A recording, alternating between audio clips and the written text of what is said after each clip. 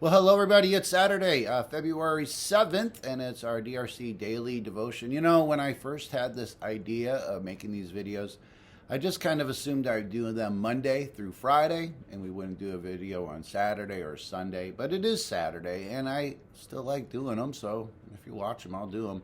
And when I read today's, this one for Saturday, man, it made me so glad that I am doing them on Saturdays occasionally at least, because this one I thought was just awesome. And we would have missed it if we did a Monday through Friday. Starts off with one of my favorite verses. Isaiah 26:3 says this: You, which means God, you will keep in perfect peace all who trust in you, all whose thoughts are fixed on you. Love it. Your attention is a precious commodity, and a myriad or many voices are vying, or I say fighting for it. So your attention, precious commodity, and many voices are fighting for it. Your to-do list screams at you. The circumstances that pop up unexpectedly demand an immediate reaction. The people in your life are probably a bit more polite about getting your attention, but they still expect a response. And the to-do list, the urgent circumstances, and the people you live and work with all have important concerns. You have God-given responsibilities with all of them, but their cumulative voices can be relentless. Meanwhile, you're sometimes just looking for a moment to breathe. It's impossible to remain aware of God consistently when you're under such assaults. We have to prioritize, placing Him at the top of our list, even at the expense of other worthy goals. If we want to have any awareness of His closeness, any sense of His presence, any hint of His voice, we have to clear the clutter out of our minds, sit with Him and be still. There's no other way. This is where we find out the depth of our desire for God. I put a star on that one.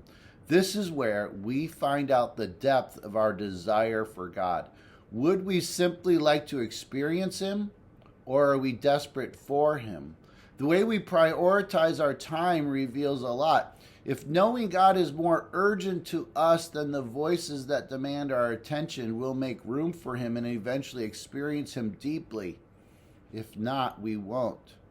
We have to determine to make hard choices and then brace for the assault against them. That doesn't mean we neglect our loved ones and responsibilities, but we have to remember which relationship is our life. Seeking God's presence and fixing our thoughts on Him takes time, but it's vital. And it speaks peace to every other voice that seeks our attention. Again, the line that probably jumped out at me, a couple of them. It's impossible to remain aware of God consistently when we're under such assaults, when other things are cluttering our mind. Again, we have to open up some space to sit with Him and be still. And then this line again, this is the third time I read it. This is where we find out the depth of our desire for God. Would we like to experience Him, or are we desperate for Him? The way that we prioritize our time or our attention towards Him matters. Again, you will keep in perfect peace. Who doesn't want that? All who trust in you, whose thoughts are fixed on Him. That's that intentional attention.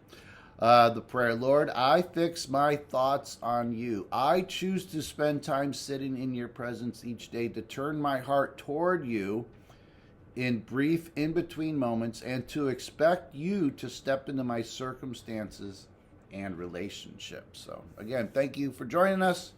Take care. God bless. Enjoy your day. Bye.